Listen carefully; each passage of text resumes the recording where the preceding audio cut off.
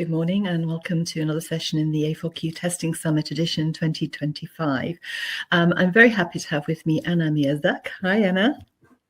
Hi, hello. Hello. Anna, you're based in Poland. You're a QA manager, also an active member of the ISTQB, the Polish Testing Board, and a member of the TMMi, and which your topic for today, Technical Advisory Group. So I'm going to get off stage in a moment and let you get cracking because I know you've got a lot of good information to share. First of all, if I can just say to people watching, if you would like to put any questions into the comments box, then we will try to do our best to answer them, even if it is after the session. And also listen carefully because at the end of the session, we will also invite you to go to Anna's profile page on the A4Q website and vote for Best Speaker, Best Presentation. I'll give a little reminder later also. Anna, the stage is yours. I know this is going to be fantastic. Thank you. Lovely, lovely. Thank you very much. Welcome. I'm so glad that you are here. And today we are going to talk about something that may sound a little bit scary. It's internal audits and how they don't have to be so scary. And that in fact, with the right tools, it can be more like a ghost hunting with a flashlight than like diving into the abyss. The title of my presentation is Internal Audit with TMMi. And I gave this a little bit smaller title, Diagnosing the Issues or Driving Out the Demons. And you will see in a few moments what are the demons and how we can actually make them go away and when you can find them in your process. So why are we so afraid? It's the word audit. It makes people like a little twitch. We associate this word with a stress, with maybe some punishment, with a lot of paperwork, with some strangers going through the office and asking some weird questions. And everyone is so stressed and afraid and so on. So there is a really bunch of negative emotions. And this is something that you don't really have to go through. It feels like something that you need a shield for, or at least a cross or something, if you know what I mean. But what if we could actually turn it into a tool of discovery instead of this punishment? So what if when you hear the audit or assessment or something like that, you don't feel like everyone is looking at you and you don't actually know what to do and you are so lost, because you don't have to be. So imagine your boss or your manager comes to you and tells you, hey, today you're going to do this assessment of the test process. And ask yourself right now, what would be your feelings? Is it like you say, yay, I always want to do that? Or is it like, I don't know really if I should. Maybe I should go and ask somebody. So maybe this is just a fear of the unknown, and this is really natural. It's something that you can beat. It's something that you can just go through, and actually, after everything, you might be happy. Meet the demons. So in my presentation, they are supposed to be demons. You can see that they are taking selfie here. So what are the most like common fears that you face when you are approaching the internal audits? Imagine all the questions you would have, or just statements like, we don't know enough, we are not prepared enough, we don't know what to do, it will take a long time. What if it shows that everything we're doing is wrong? What then? What are the consequences? How to face them? Or my backlog is so full with project work that I have no space for anything else. And now the audit, the assessment, it will take so much time, and I'm just scared of that, right? And these fears are totally valid, but most of the time, remember that the demons are not real. They are just like shadows on the wall, right? And the lightning scan which I'm about to tell you about, it will help you to flip this light on and see what's really there. And the spoiler is that it is not as bad as you think. That's for sure. Demons are just the findings that you may just see in your process, like some unclear roles, something that is missing, something that is left after last projects and has never been fixed, right? And now you just have to face it, assess it, and decide what to do with it. And maybe you are so lost that all those demons just jump on you, and all you want to do is, just crawl under your bed and stay there. But you shouldn't, of course. Comfort zones. So again, we will speak about some psychology. So comfort zones, well, they are cozy, right? But as you may know, nothing ever grows in there. So if you stay there, you are not about to do any improvement, either to your process or to your career or to anything that you just are about to do, right? And sure, like staying in your comfort zone feels safe. But if we want better processes and more efficient testing, and I would say, so less situations that just need a very chaotic and fast actions, then we just have to get a little bit uncomfortable, right? And the trick to make it happen properly is to have a flashlight, right, or a map. If you go through the very dark cave, all you need to do is to have this flashlight. So imagine you are going to somewhere which you don't know, and it is dark, and you are there for the first time. You don't even know where to go. You don't know where this path goes. So imagine if you have a map and a flashlight, that's something that would encourage you to at least make those, first 1, 2, 3 steps and just see how it goes. So here is your map. Your map in the situation for the entering this cave of the testing process is the TMMi model. So it's like, let's say it a really short. It's a model that helps teams assess and improve their testing maturity. It's structured around levels, some practices, some goals. It's like a quality GPS, you may say. As you can see, it has 5 levels. They are filled with some process areas, and all the process areas are guided with some goals, some practices, some special tips, and you can read it all. You can get it all for free from the TMMi org. It's called a reference model, and all of those levels are quite well described there.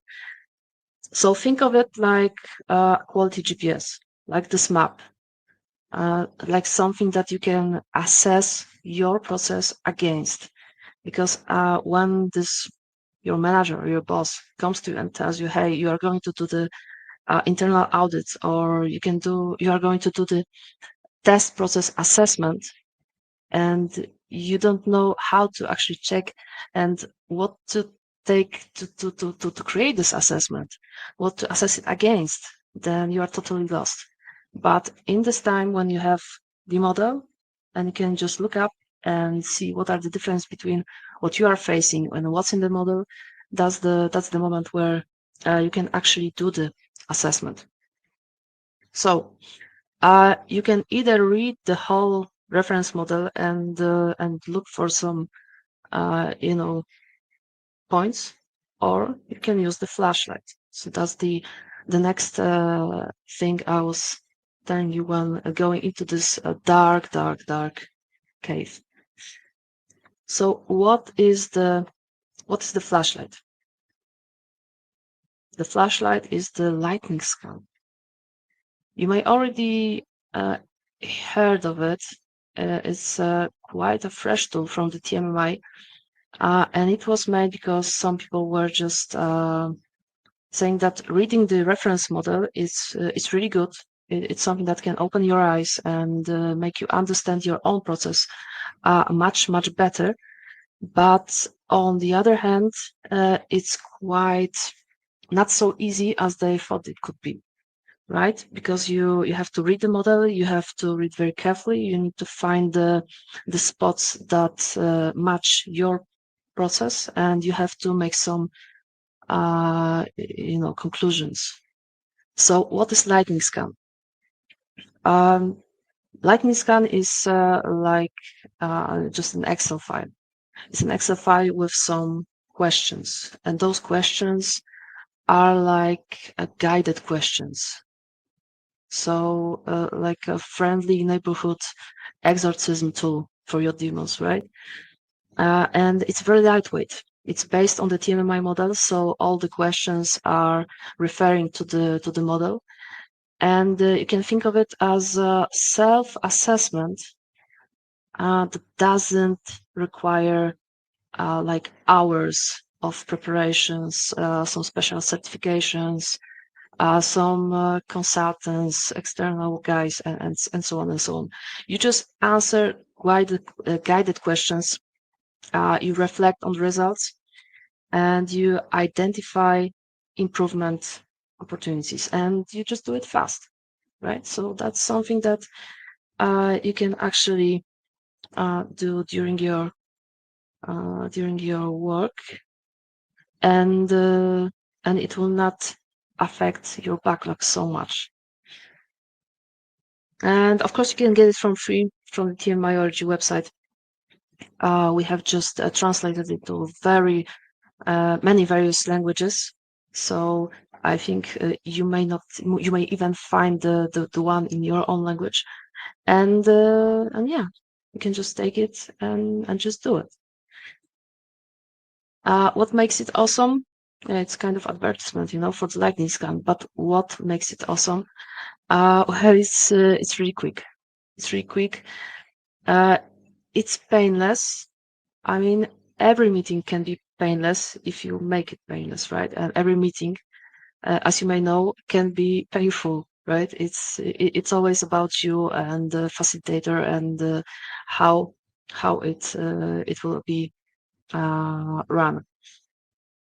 So the scan makes maturity assessment feel more like a conversation, and it's less like an inquisition, and you don't have to be panic about it, and it can be even fun. Yeah, I promise it can be even fun. And no holy water required. Exactly. So what I told you before, that sometimes you don't know where to start or what to do with the consequences of the assessment. What if you will find many things or points that you should change or you should improve?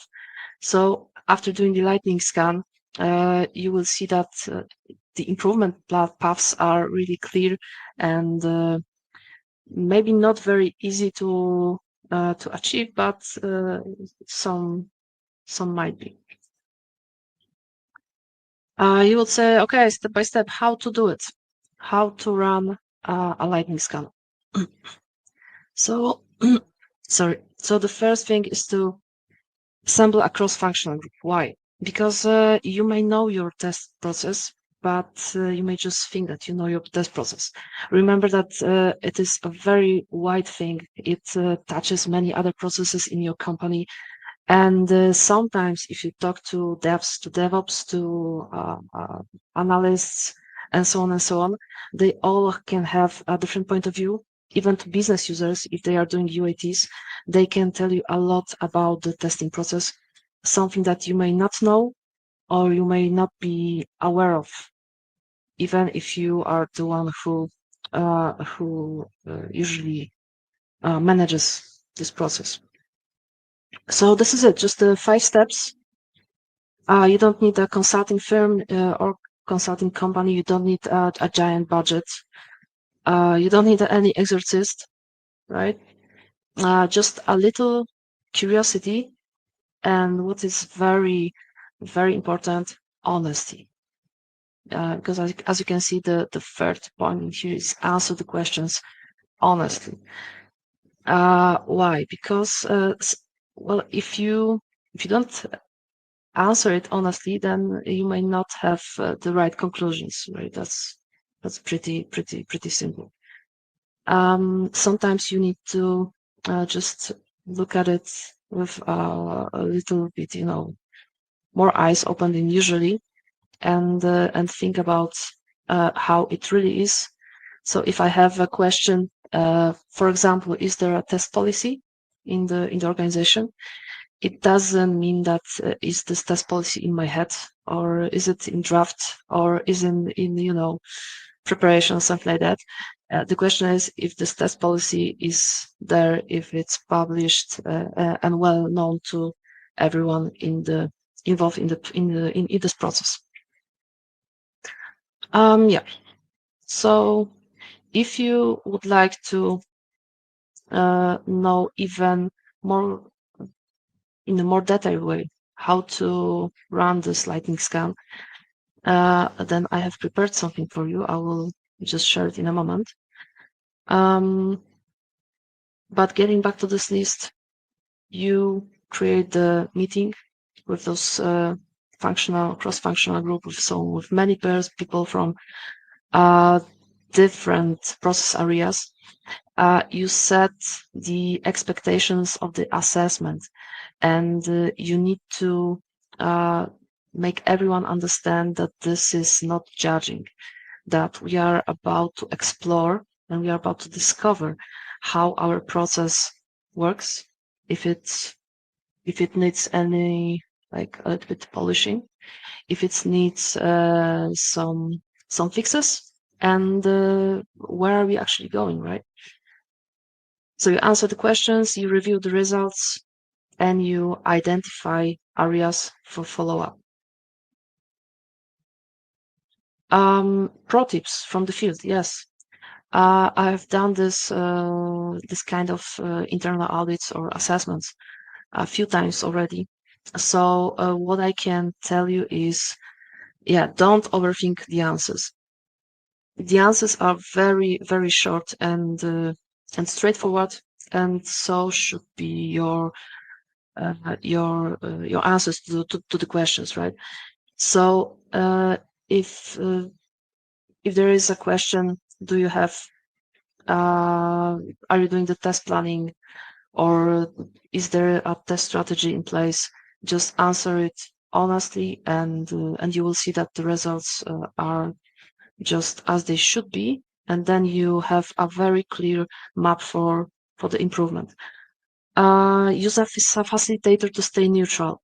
Yeah, people usually are more open if the facilitator is neutral. So you don't want to bring your boss to this meeting. You don't want to bring any stakeholder. You want to create this, like, a space of where people feel safe. They need to feel safe, because then they will open, and that's the only way to get the honest answers from them.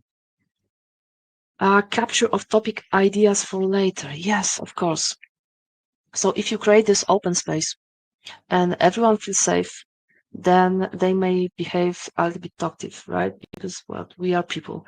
So if somebody just tell you some idea or of something which is off topic, don't just tell him to keep it in his head, but just capture it for later, because then this person will know that this is open environment and we can share our ideas. Yet we need to get back to the topic we are discussing, but even if I say something which is an idea for later, I know it will be captured, I know it will be saved, and I can share anything I want, right? So that's the best environment for this kind of conversation or discovery, right? And snacks help. Yeah. As you may know, if you are going for a date, it's usually dinner, and you know why? Because when there were some research made that when people are eating or when they are not feeling hungry, they are more open to share their ideas. They are more open to talk and to cooperate. So snacks help. You can always bring some to this meeting, and I'm sure that's motivation and there will be much better humor, right, in this meeting. Okay,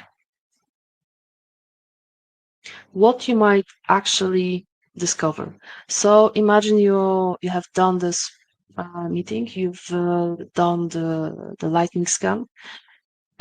You know that your testing process has some maybe gaps that you should close, and but on the other hand, you may think that hey, I thought that this could be more scarier. I thought that this would make me anxious, and I just found out that maybe my strengths are stronger than I thought, right? Um, so the scan, it often surfaces the issues that were invisible or like felt like they are off, right? They are not on. But no one could pinpoint them. Like everyone was silent. And after you're doing the scan, you just find out that, hey, there are some even small gaps that I can close even today or even tomorrow. Some that I was not aware of, right? So it's not about finding faults in your process. It never is. It is more about finding the clarity, and so everyone understands your testing process, their testing process also, and then we know what to expect from each other, what to do to make this process work better, and at the end how it supports our business. And great ideas hiding in the plain sight, right? So as I said, if somebody has an idea, even if it's not connected to the topic you are actually discussing, and you find that person in your meeting in the space of openness and honesty and psychological safe place, then just capture this idea, because you never know, it may actually help in your improvement plan. Semi-true story. Yes, there was a story.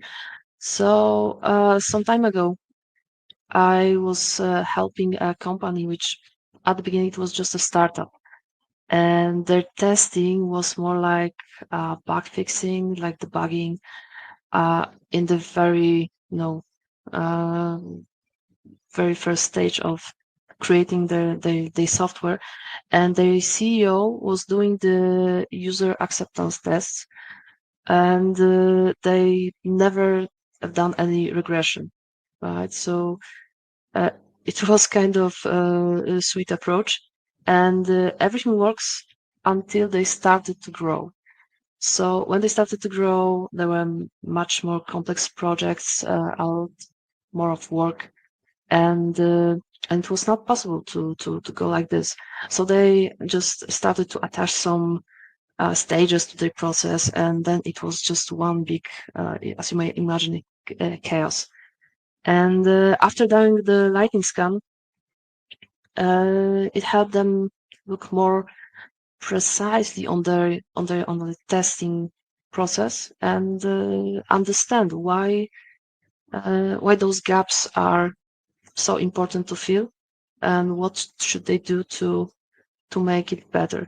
And their CEO was really happy that he doesn't have to do the UATs by himself anymore, right? So yeah, lightning scan help make it clear and visible finally, and this finally is a good word on the slide. because sometimes we even know, or we know at the back of our head that there is something wrong with this process, but we cannot really name it, or we are not aware how to name it, and we are so booked, like our time is so booked and our backlog is so filled that it is almost impossible to sit and just think what could it be. And doing the lightning scan is fast, and it just can show you many issues and gaps that doesn't have to be fixed right away, but could be, and your process can just work much better. Yeah. So what happens next? What happens next after you do the lightning scan? Imagine that somebody came to you, asked you to do this assessment. You gathered the team. You created the best space for everyone to open. You answer all the questions. So what happens next? Well, you share the results, and it's not like you share the results inside your company, of course, but if you like, you can share the results with us, with the TMMi.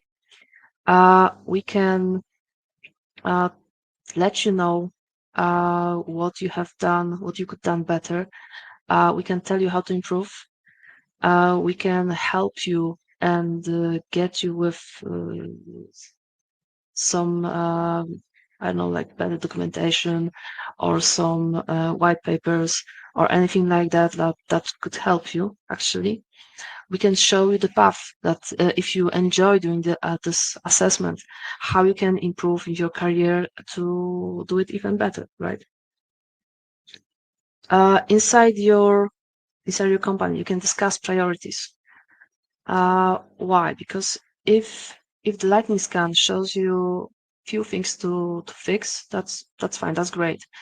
But it is more like you will see a lot of them. So you have to discuss priorities. You have to think about which areas are like more crucial to your company, not to the process, but to the company as well. And you have to pick at least one improvement. It can be small. It can be just something that you start with. And if you repeat it after a few weeks or months or however, you will see the improvement, and you celebrate the progress, right? So it's not like something that you do once, and it's more like I would say like a compass that you can keep checking as you grow, right? Every time you do the improvement, you can scan it again and see how it changed. And even small improvements can have a big impact when they are intentional, right? When they actually matter, when you want to do it and you have the management support and everyone just want to do it. From scared to empowered. See, at the very beginning, I was telling you about how people are usually scared when they hear the words audit or assessment or anything that would be connected with, this judging in a very negative way. But on the other hand, it's not judging. It's discovering. It's about defeating your fears, not your process, not yourself. And all you need is a little bit of bravery to start and some good tools. Good tools are those that I can provide to you, like the TMMi and the Lightning Scan.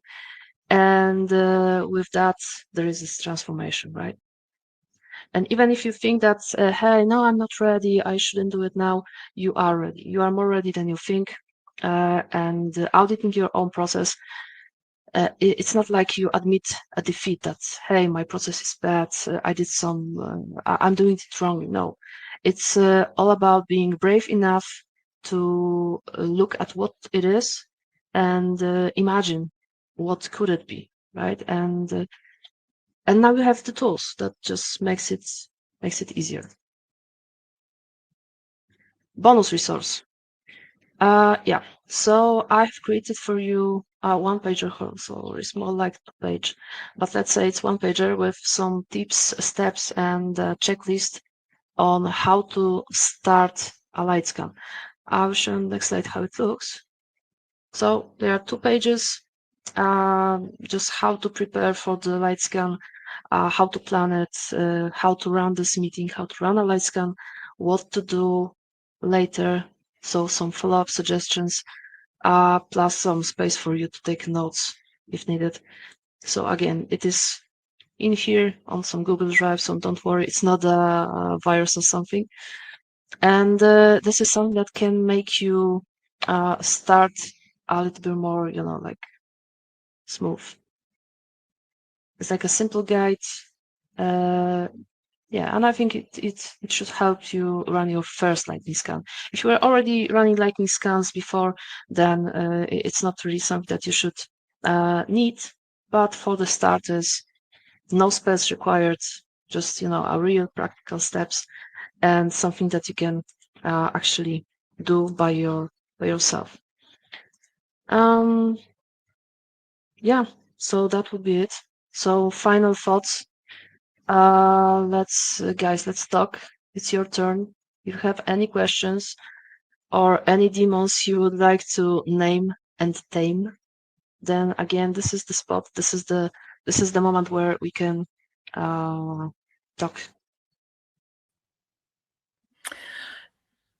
Thank you so much, Anna, for both reassuring and reframing about audit, and very much that shift in mindset to it's a collaborative and very constructive process. Some really good tips and what have you in there. And I'm going to steal your phrase, if that's okay, about it being a quality GPS. I like that very much. Let's see if we've got any questions. How do I convince my manager to support an internal audit like the Lightning Scan? Oh, the managers. We love them, right? Yeah, of course we do. We need them. Yeah. Of course, it's a good question, and it happens more than you would think. I would say just frame it like something which is risk-free, time boxed discovery session, right? So tell them that it is not an informal audit. So this is not something that it's very like formal and people would look at it and judge you and so on. It's just a lightweight to spot some improvement opportunities, right? And you can highlight some benefits also, that there are no external consultants needed. You don't need any special budget. It just creates a shared understanding of where we are, where we want to go, and of course help align some goals with the business. Because maybe you can just discover how to actually talk to business in their language, right? And of course, in the TMMi organization can certify it on some levels, right? The organization can certify that it's level 2 or 3 or 4, and you can let the management know that this can support the TMI readiness if they ever want to pursue this formal maturity assessment. It's just good place to start. Absolutely. And I think it came through in your presentation, but important to say that, this is one of the resources available from TMMi, which is it's free of charge, together with, being able to look at the model. So very, very useful. Is there another question? What should we do if the scan reveals a lot of issues? Celebrate. That's great. That's great because it means that you just created some kind of clear improvement map, right? So of course, don't try to fix everything at once in the very same moment. It's like you have to do the priorities, right? You have to set those priorities, pick one priority area, decide on some small experiment or some small improvement action, and then just get back to it after a few days, few weeks, a few months, based on your organization, and just do it again and see how it changes. Like Lightning Scan is just a starting point, right? It's not a full transformation plan, but it's something that you start with. So you recommend that you actually repeat the process at intervals? Yes, exactly. Yeah, absolutely. And I think we have time for one more question, just looking at the clock there. Oh, what if my team is scared to be honest during the scan? Everyone is scared at some point, right? So again, you have to create this psychological safety. Sorry, a place where people want to open. So you have to remind them that this is assessment not about the people. It's about the process, and we can use anonymized voting system or post-style feedback. You can use it on paper or some digital board, right? Just to allow people to do some frank inputs, just to allow them to be honest, because sometimes they feel like they shouldn't be honest because they are defending their side of the process, and they shouldn't do that. And of course, have the neutral facilitator, and no bosses, no stakeholders, no one that could stand behind them and ready to punch them if they say something which is not correct or not right. So you just have to create the space where people want to open, and bring snacks. Really, And bring snacks. yeah, I think your slides describe very, very well that shift in mindset, and quite a cultural shift perhaps as well for some organizations, with reassurance and transparency as well. I think that's important. So just going aside, would you recommend that the results are published to the team and shared with the team, and what would be the best process for that? Yeah, just being open. Be open. If you just gather all the people who are involved in the process, not just testers, not just some DevOps, but as many people as you actually can. I mean, not the whole company, right? But still, some people which are involved in your process. They don't have to build it, but they are probably part of it in somehow. And from their point of view, they can tell you a lot about test environments, especially business users. They can tell you a lot about test data and so on. So just be prepared to listen to them, and be prepared to share your thoughts with them after that, and just transparency, right? Just show them what we are about to do and why, and let us all check what happened, what changed, and let's celebrate. Absolutely. Well, Anna, we've reached time, so thank you very, very much for that indeed. I'm just going to remind people that they can go to your profile, and best presentation, best speaker, voting will be possible there. So, and thank you. That was very, very useful. I think those resources that TMMi have available are sometimes not well understood.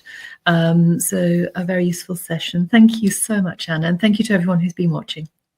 Stay tuned, by the way. Stay tuned. More sessions are coming up. Vote. Bye. Bye-bye, everyone. Bye-bye.